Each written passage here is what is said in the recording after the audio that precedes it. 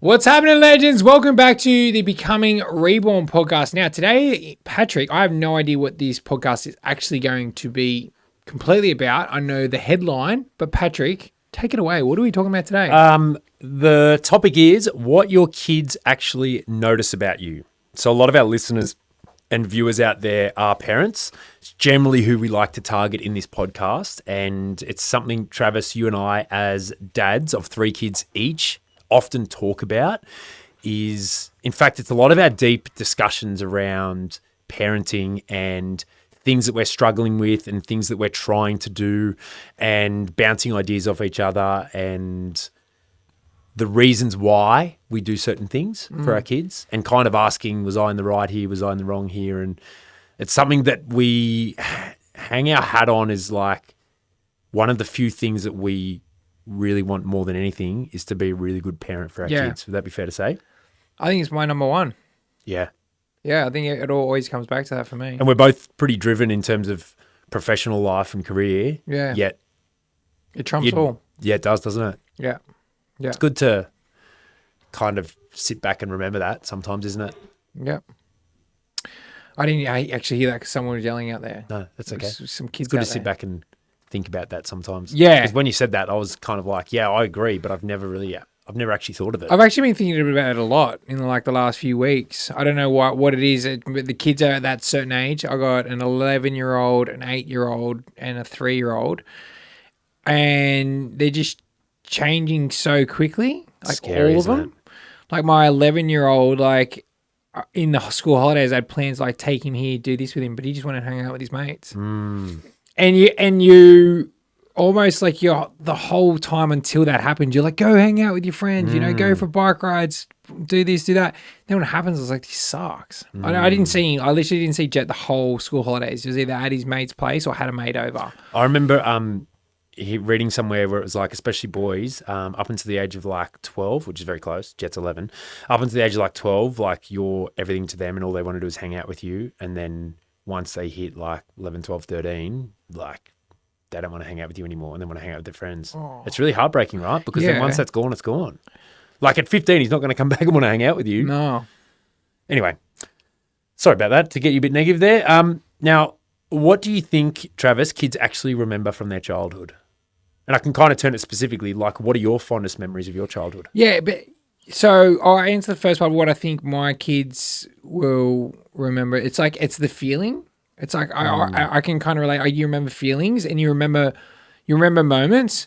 And I reckon my kids will remember times when I was present.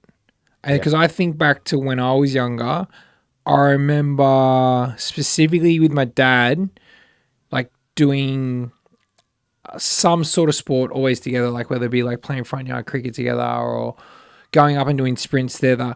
And then later on in life, even training together. I remember vividly that I've spoken to you about this a few times. We used to have like this little gym in our backyard and we'd do the same session every single time. Even if it was 5 times, if we did 5 times, we did it 5 times in the same week. Like it was the exact same thing. I still remember the session, how it worked. I did it multiple times without my dad and my brother. But I remember a lot of like moments together. And I think where you're kind of getting to with this, I don't remember I do remember 2 presents I got. My 2 favorite presents was one Super Soaker. Yeah, Super Soaker. That was amazing. And then a Fat Boy bike. Nice. Those were my 2 favorite presents. Super Soaker 2000. How old were you then? Like 7 or 8? Nah, year 5. And I had a backpack. Oh. Yeah. I was legit. When they still make them? I hope so. No one could beat me in a water fight though. You can imagine why. It was literally taking a gun to a water bomb fight. And I won. Anyways, not what you're getting at. So I think the answer to this question is in like what do kids generally remember? It's the experiences. It's kind of like what you said when you're present. So I've actually said this to my family. I've got a really loving family and they're always so generous and happy to give when it's the kids' birthdays and Christmas and stuff like that. And my kids have got heaps of toys and I think it's toys. Yeah. And it can get over the top. And here's the hard thing, and I know because we've spoken about this a lot, Trav, is my family will often give toys, and the hardest part of this is it comes from a place of love. They want their nephews or grandkids or whatever to be happy, and buying them things makes them happy. But I've actually said to my family, instead of buying toys, if you really want to make my kids happy, is buy them experiences and do things with them. And I've taken my own advice there. And I've got 2 nephews. They're twin boys and their older brother, and they're between the ages of 2 and 6. And it's for, I don't know if it was for Christmas or their last birthday. I bought them tickets to go to the zoo, go to Taronga Zoo. And I said, I'm buying you tickets for the zoo. So this is their parents, but I want to take the boys to the zoo because I think the memory of me taking them to the zoo is going to be better than just the ticket or just a gift. Yeah. Now that I say that out loud, I realize I haven't done it yet, but it's very hard to find time, but I still want to. And I said to my sister and her husband, like, you guys have a day off, go out to lunch and have a date or something like that. I'll take the kids without you. That's the point, so that I can have a great day with the boys. You're great with the adventures too. Oh, I You love it. that stuff. I honestly do love it. So you say that, like, I'm great at it, and I do get complimented on it of like, oh, you're so good. You always take the kids and do this kind of stuff. I find it easy because I actually want to. Yeah. I want to hang out with my kids. I want to take my kids on a bushwalk and see a waterfall. I want to take my kids to the city and go to some games thing that they have seen. Like, often I'm the one trying to encourage them to go out and have these fun adventures. Yeah. And they're like, Dad, another adventure. And I'm like, come on, isn't this fun? I find there's nothing better than taking my kids 10-pin bowling.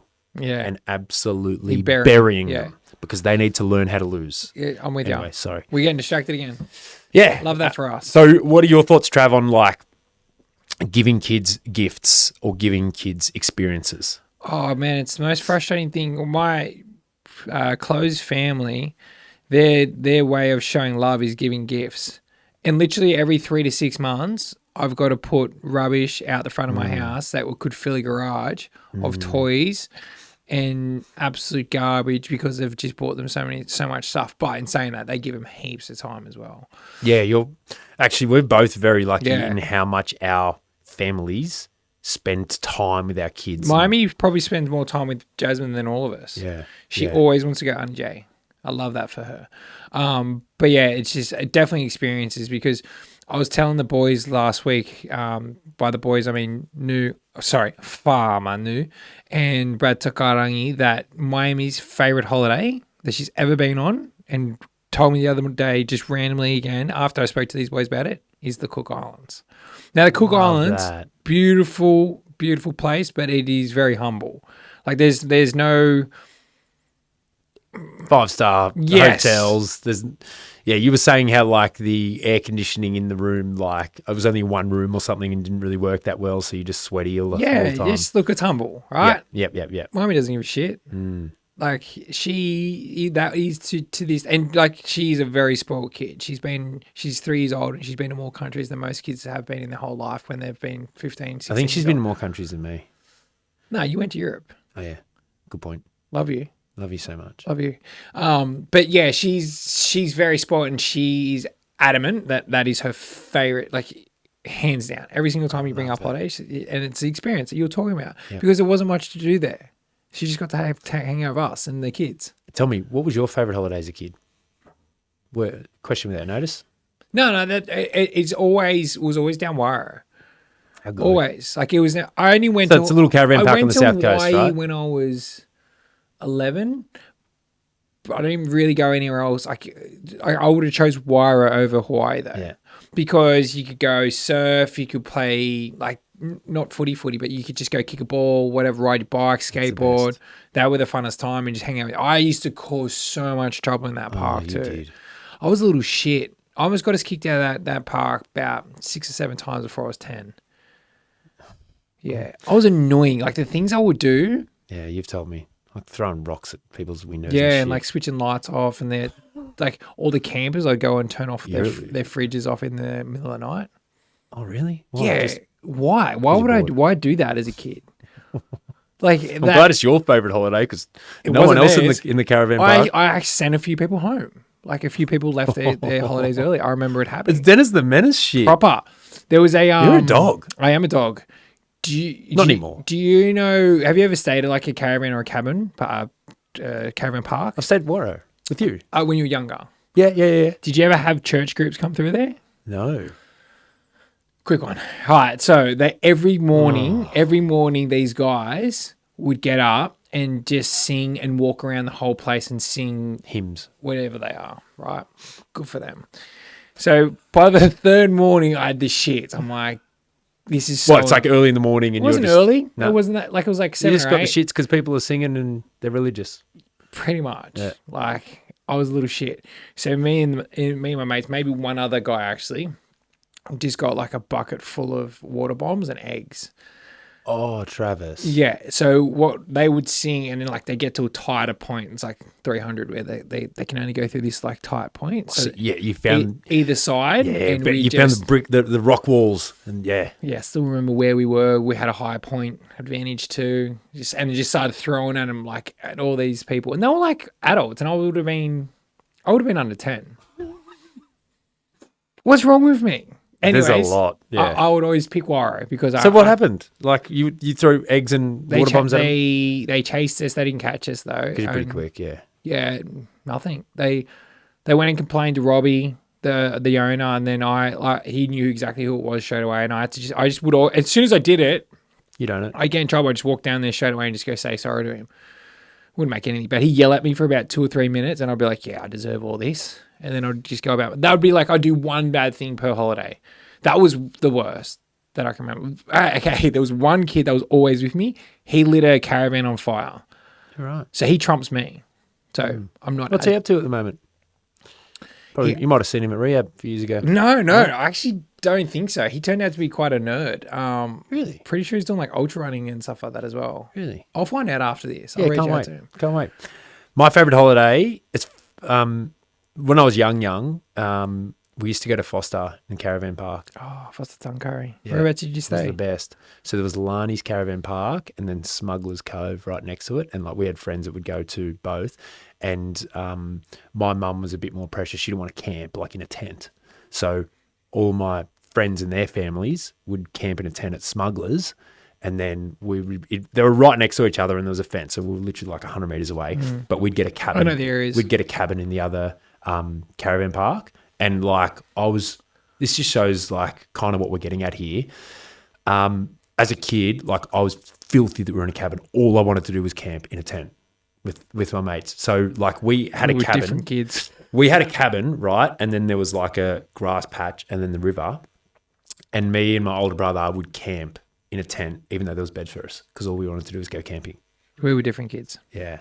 But that kind of shows what we're getting at, right? Yeah. Like kids don't want luxury and being spoiled and toys and stuff like that. Like kids want experiences. I love camping. Did you ever go to Lobbies? What's Lobbies? No. Lobbies was the fish and chip shop on the corner. It's a big one. Oh, yes. That was my grandfather's. What? Yeah, that was Mum's dad. He owned it. Really? Yeah, so he owned that and a little... No, it wasn't a caravan. I don't remember any caravans on there, but it was like a little cabin, maybe 10 cabins. I think it was called Tiki something.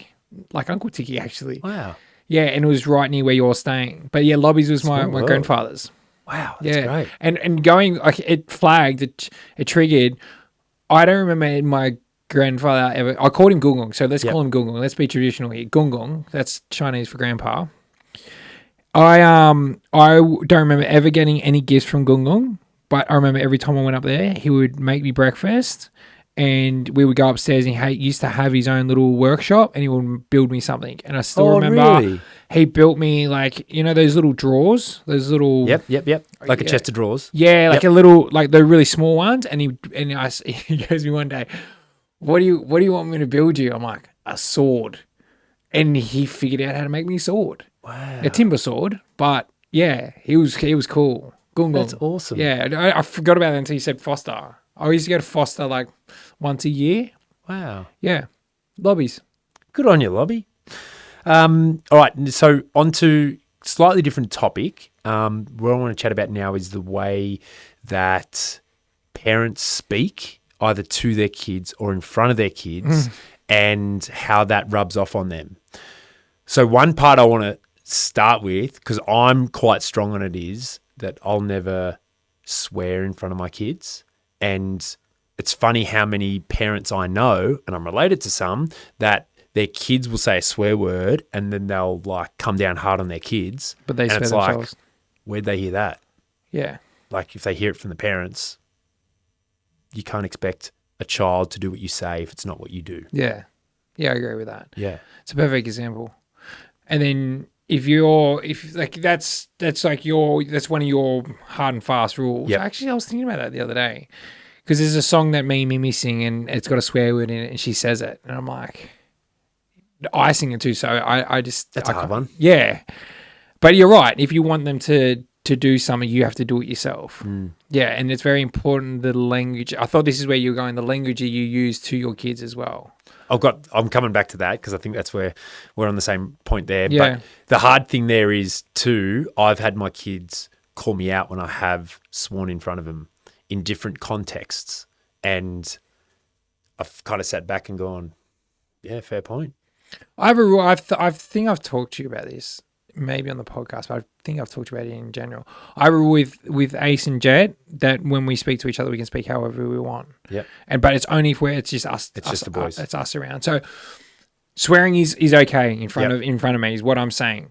But what I'm actually trying to do there is let them know that anything they say, not specifically swear words, but anything in general, they're safe. They can say whatever they want to say in front of me, so I become that safe place. That's very good. Do you know what I mean? Really important. And I've tried to do a similar thing, not with the swearing thing of where, and it's so hard, right? Because I've said it to them so many times, but you want it to sink in of no matter what you've done or what trouble you're in, I want you to tell me because I'm only going to be pissed off if I hear it from someone else. Yeah. If I hear it from you, no matter how bad that thing is that you may or may not have done, I want you to tell me and mark my words, you're not going to get in trouble. Yeah. I use that all the time. Mimi did it to me last night. Yeah. She's adorable. So I don't know why it's happened this way, but Mimi only lets me wash her hair. She won't let Chloe wash her hair. She won't let anyone else. Like she's like, only Dad does it. You're gentle. You've got beautiful dexterity, Travis. Great word.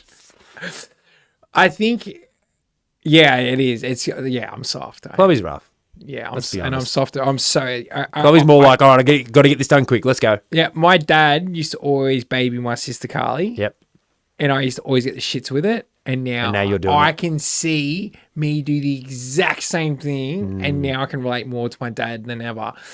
But yeah, last night, so I washed Mimi's hair. Yep. But the trade-off is she's allowed to wash my hair, right? She's adorable. It takes so long when she washes my hair. But anyways, the rules are the rules.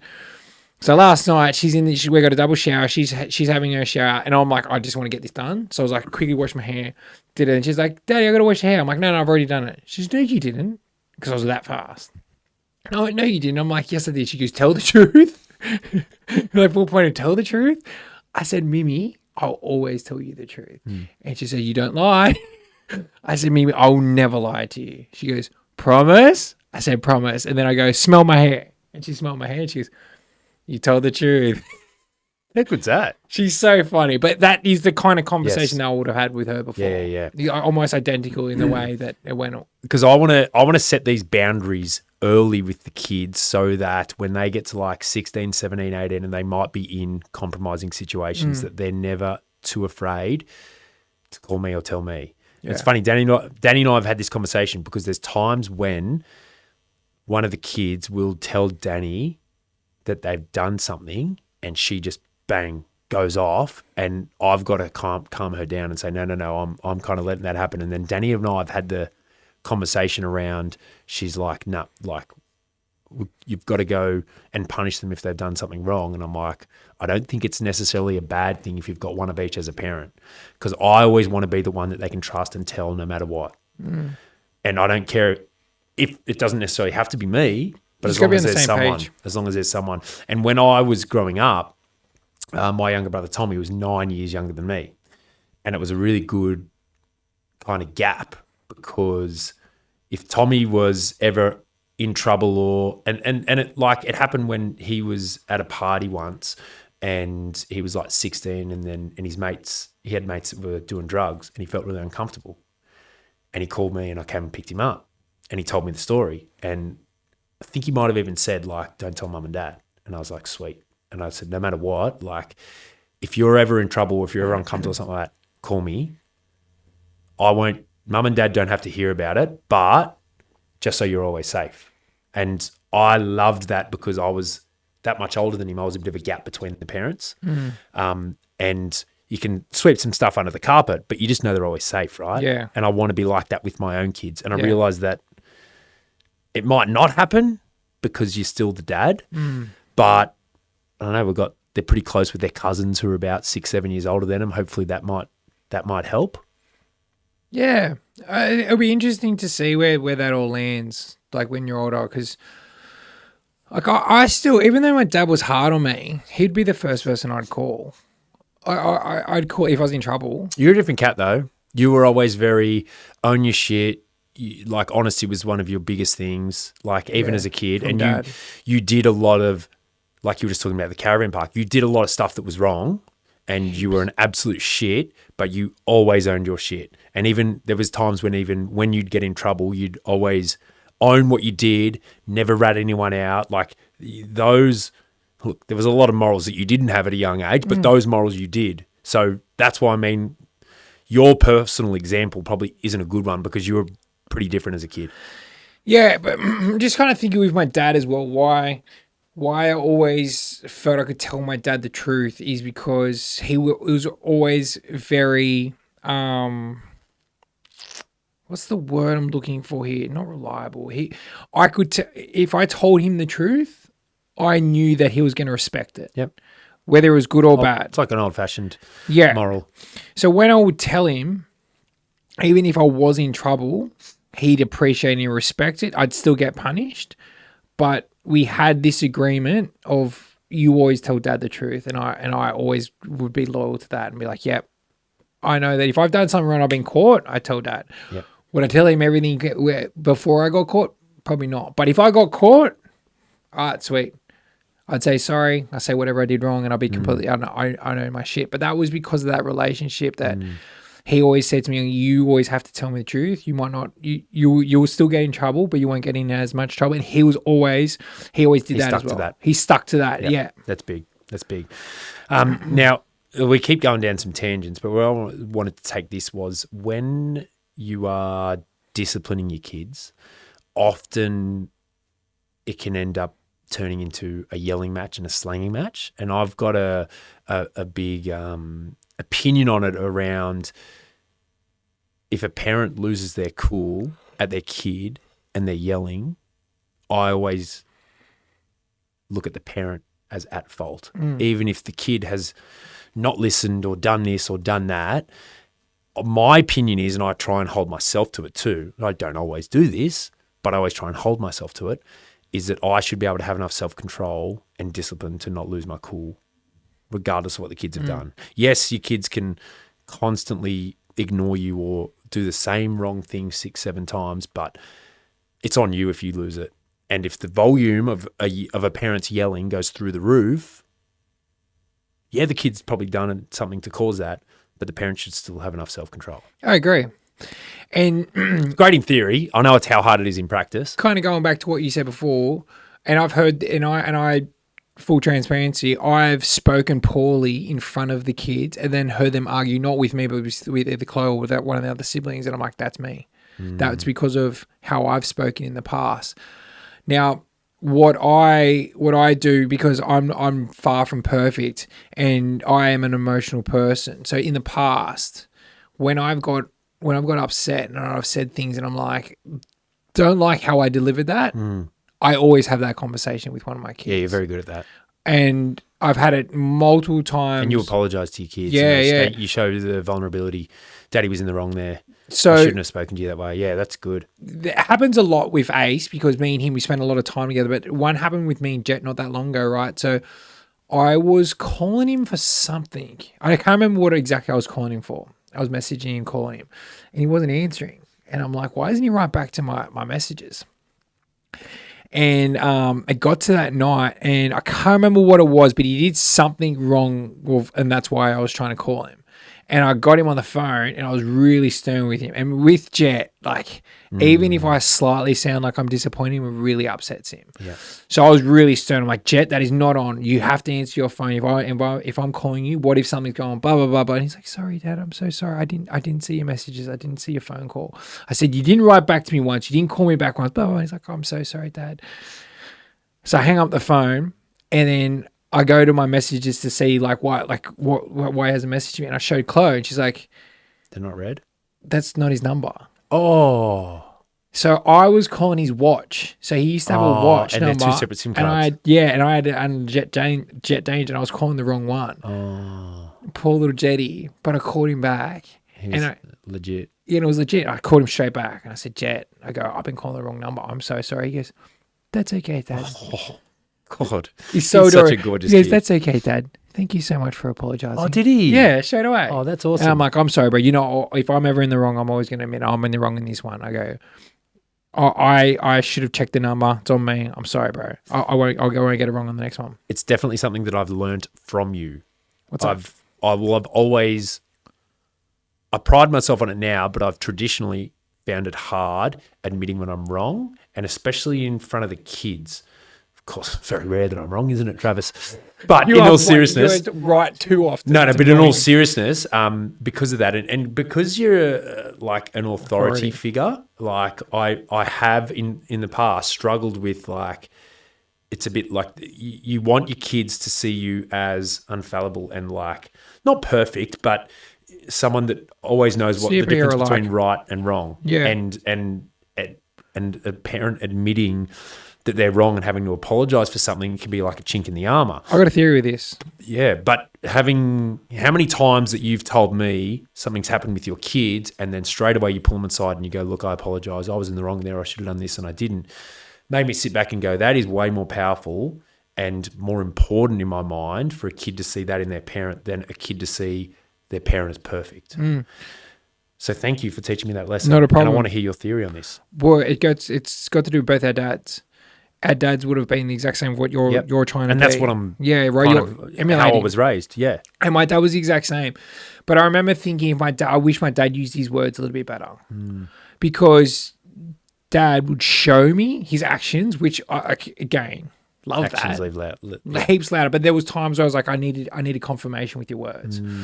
So even though he would show me, like, if he did something wrong, right? You could tell. He would go, oh, let's go for a kick, or let's go do sprints together, or whatever it might be. And that would be his way of saying sorry. But The words would have meant a lot. like I love the way my dad brought me up, and I was a hard kid, as you guys have just heard. But I think he nailed how he brought me up. Now, the only, like, when as men, we always want to be as the best we possibly can be, but you almost want to be as good, or if not better than your dad. As everyone does. Yeah. And that would be my thing, where I think my dad it was his communication that let him down. And I can't tell you how many times I've had to, like, sit there and, like, eat my words and be like, you got to go in and say sorry. Like, it's got to the point where Ace will go to me, it's okay, Dad. I know that you're either tired or hungry. Yeah, they get it. Yeah, he gets it. He's like, it's past 7 o'clock. He's like, you're just tired, Dad. I get it. I'm like, nah, bro, that's not an excuse. But yeah, that's the one thing that if I could give my dad advice as a parent when he was, like, bringing us up, would be to communicate better. But it just wasn't that generation. Yeah. And that's the thing that I'm probably trying to improve the most, because everything else my dad did well. And it's about breaking the trend, right? Where so many people, how they parent and even how they live their life is because of how they were brought up. Yeah. And it's like, well, your dad did this because his dad did that, and his dad did that, and his dad did Break that. the And where cycle. does the cycle break? Yeah. From the sounds of it, it breaks right here. Yeah. Right now, which is great. Yeah. How good, like, what a good feeling. Instill all those other great things that, Yes. that our dads have shown us into them, and then add further knowledge to the kids so that they good. improve. It's funny, back to the previous point around when you're talking to your kids and you can lose your cool sometimes and raise your voice and not have that self-control I was talking about. Danny and I are really good at, and it doesn't happen too often, but about calling each other out on it in the moment. Because there's times when, like, because you're clouded Consumed. by your emotions, you don't feel it at the time. And when one of my kids has done something wrong for the third time and I've told them each time what they need to do and they're just either completely ignoring it or doing something else, and I'll raise my voice and Danny will just go, Pat, watch your tone. And it kind of snaps me out of it. And I'm like, no, but. And then I'm like, shit, she's got a point. Yeah. And there's times when I'll do it back and it's like, in both of those instances, we're not arguing with what the parent is saying, but it's watch your tone. Yeah. Like you don't need to react the way you are reacting, even though you're in the right. That's the hard bit. Watch your tone and we pull each other up on that. And it's amazing how many times you need it, even though like when I see it from the outside looking in, when Danny's doing it, I'm like, come on, this is so obvious. And then when I'm in the middle of it and then I get snapped out of it by that comment, I'm like, oh shit, I was in there. Yeah. That can be hard. And I imagine you being an emotional guy, be similar. Yeah. That's like the story of my life. He's like, I don't disagree with what I'm saying, but I disagree with how I say it. Often that he's like, oh, fuck, I could have done that so much better. Yeah, we've been there a few times, haven't we, Trevi? That's okay. Working on it. Yeah. Now, the next point is, and it's something that we live by, is that kids notice your actions more than your words. Yeah. You can tell your kids to do something or what to do, and they might listen a bit, but they'll follow what you do. And it's how we live our lives, right? Yeah. What are some examples of the things that you do and want to do in front of your kids to show them how to live a life? Okay, so first one, and it's probably the biggest one that you and I do well, is like it's our work ethic, and it's not just for business, it's for like our training as well. It's showing that discipline, and like our kids seeing us get up, go to work, go train, go to work every single day. The way we do, but with like the enthusiasm that we do it as well. I was fortunate. I never had the parents where like they hated their work, so I never got to see that. But I've heard a lot of the boys talk about like, you know, they hate their work, they hate their job and stuff like that. I could imagine that being quite a negative thing to bring home as well. So my kids watching me in the way that I have the consistency in my discipline to continue to do the things that I do, and then also like my accountability, like being always That's a big one, like bro. we were talking about before. I think like those actions are the ones that are going to probably give them the most amount of value, like moving forward. Your kids copy everything you do, good or bad. Like we started stretching every afternoon. What I mean by every afternoon, it's been twice. But Mimi's have seen me do it twice. And she's like, we finished yesterday. Then like 10 minutes later, she's like, we stretch again. It's like they That's the best. They just want to do what you do, and that's good or bad. Can I give an example that I don't think I've mentioned it to you, but I picked up from you, that you picked up from your dad at your wedding? I had no idea about any of this. You spoke about the way your dad treated your mother. And she was always the apple in his eye, and he treated her like an absolute queen, and she could do no wrong. And the love that he showed his wife, your mum, which I had no idea about, by the way, because your dad's an old-fashioned, gruff, tough bloke, right? And it was this different side of your dad that I hadn't seen before, and you spoke about it. And I honestly remember thinking at that time, like, I love that. And you were saying that how you're going to be treating Chloe exactly like your dad treats your mum. And I sat back and went, I want to treat my wife so well that it sets the example for the kids, for my two boys to treat their future partners, and for my daughter to expect a man to treat her. Yeah. So that's just normal. And I honestly, it's funny because how tight we are, and we literally with each other every day. I've never said that to you, but several times a week I'll think it. I forgot about that. I spoke about that in the speech. And it's wild that I remember that, because I remember nothing from that night, because I was an absolute drunken mess that we don't need to talk about on this podcast, but I remember that. Yeah. Wild that I remember anything from that 24 hours at all. Yeah, on that note though, Paddy, like the way Ace speaks to Chloe is exactly what I'm like the goal is. And like if you ask Ace who's the most beautiful girl in the whole world, Chloe. I love that. Every day of the week, like who's the most caring, loving person to him? Chloe. Like, And Jet's like that with them. yeah, and it's the way it's the same language that I've used in front of him that he now has for Chloe. So then that's going to be his expectation, which is good. I don't know if it's going to set off on Miami yet. We'll see how that one plays. There's out. been a couple of times, especially with Mason, because he's the one that pushes the boundaries, where I've had to pull him up and say, Mason, you don't speak to your mother like that. You need to respect your mother more. And he goes like that. And it's one of the very few times where I try to intimidate, for want of a better term, but like where I'm like, no, like, yeah, I if get you it. talk to You're if you talk to your mother like that, like I'll belt you type thing. Yeah, like I've never laid a hand on him at all, but like I You feel smacked him that. once. Sorry, I smacked him once. You're right. When he was 2 years old. Yeah, It's it's the only time I've ever smacked any of my children. Only smacked him once. But the threat of it, you want the threat to be more important than the actual action. And there's been times and because I think fear from a parent isn't something that should be avoided at all costs. Yeah. I think every now and then, like you and I both feared our dads to an extent, right? And it was I think it can be healthy, a small amount of fear. Yeah, Chloe, you need to chat to Chloe about this because I think her fear is different. Because like she said this, she's like, "Oh, Ace is scared of you when like it comes to certain things." I'm like, but like the way you're saying it is like he's scared of me, like in a intimidating way. Yep. But it's like more of a respect thing. Yes. It's like, and it's like, oh, I don't want to disappoint Dad, like those types of things. And I think she gets it misconstrued in when he's like, oh, and she doesn't think that a child should be afraid of their dad. No, like it, and I suppose it's different. She came with two, like it's her and her sister, right, when they grew up. Whereas like I grew up with my brother, like, I don't know. We've spoken about it in depth, right? The level of fear we had for a dad, but I don't in any shape or form feel like that my fear for my dad was a negative thing. No, neither. Yeah. I think it was positive. And I think this is the difference between boys and girls when you bring them up is that especially certain types of boys need boundaries and they need to know that there's consequences for your actions. Yeah. Because if they don't, you'll end up like Travis Young in the caravan park.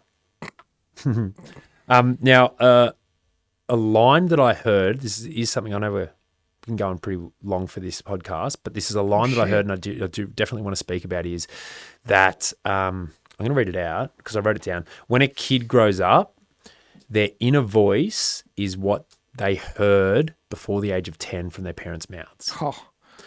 So when I heard that, it just clicked, and it's something that I actually think about so often, daily, about the words that I say to my kids in certain situations. And terms like, you can do it, believe in yourself, never give up, things like that, as opposed to don't bother trying, you can't do that, you're not good enough. Yuck. Yeah. Yuck. And it's funny, we've had people work for us at Reborn and you can see that they were brought up not believing in themselves, potentially because of how their parents or other people treated them when they were young. And they just, no matter what they achieve, they just don't have that self-belief. And the inner voice being negative, I can only imagine how impactful that can be in your life.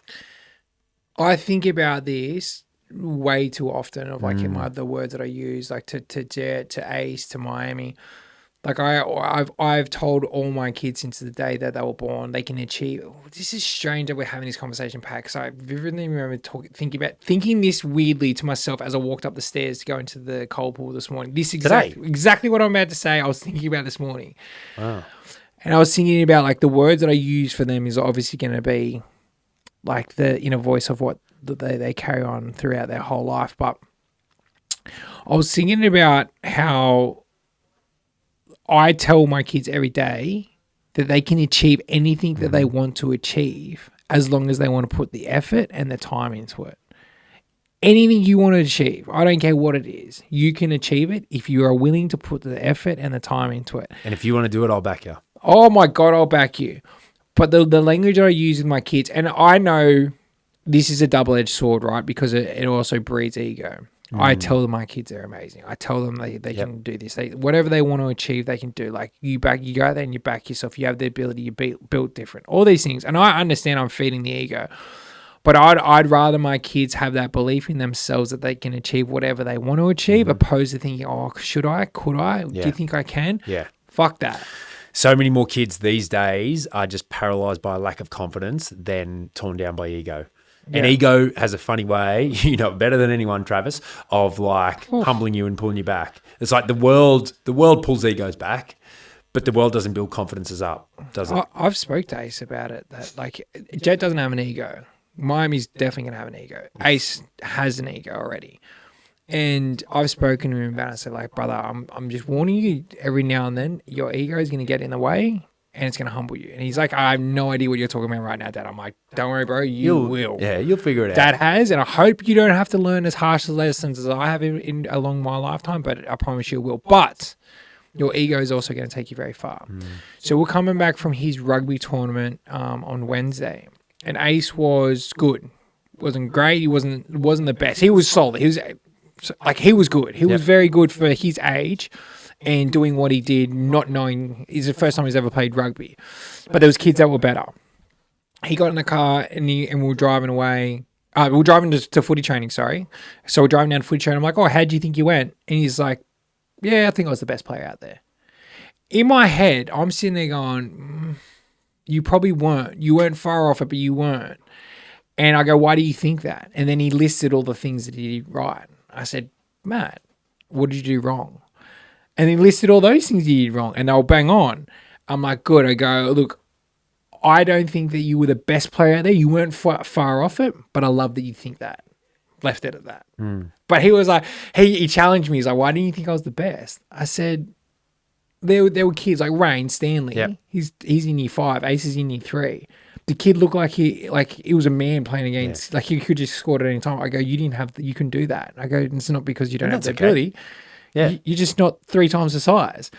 And he's like, yeah, fair enough. But like, I loved, and I know there's parents out there that will kind of like, you know, frown at this. Yep. I love that he said that he was the best player. Fucking love it. I have no problem with it. Yeah. Because if my kid thinks he's the best player, mad. Like he's gonna, if he thinks that he's got all these gifts and he doesn't, then it's a different problem. But like, there's enough ability there for me to be like, I agree. respect. And I think we're doing a good job as parents if our kids are confident and think that they are amazing, even if they're not. Moo doing Yes. the moonwalk. Yes, I was just about to bring that up. But it comes back to as well. Sorry, real quickly. No, go. It comes back to the effort that your kids put in as well. Yep. If they're putting in the effort and they're giving, And he's putting in a heap of effort. heaps of So effort. quick one. We actually had a laugh about this before we recorded this podcast.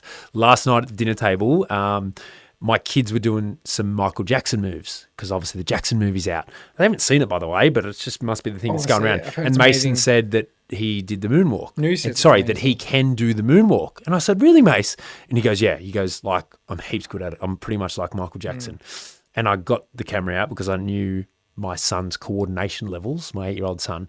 Maybe he's not as good as he thinks, but we're going to see anyway. Yeah. And I videoed it and he did the moonwalk. And guys, let me tell you that it was horrific as a moonwalk. But the amount of effort and enthusiasm he was putting into it, and he honestly thought he was killing it. And I was laughing and saying, Mace, that is so good. And he genuinely thinks he is doing the moonwalk just like Michael Jackson. And it's horrible. But I love that about him, that he just has this blissful ignorance about the world and like everything is just sunshine and rainbows in his mind. But how far does that confidence get people as well? Like that confidence, like it just gets them, it just opens so many doors. And if you shut that down and like tear them down, especially at that age, like, how much can that impact them later? Yeah. And there's a lot of things that I want for my kids, but if you had to pick 2 things that I want, like 2 traits for my kids above all else, is confidence and resilience.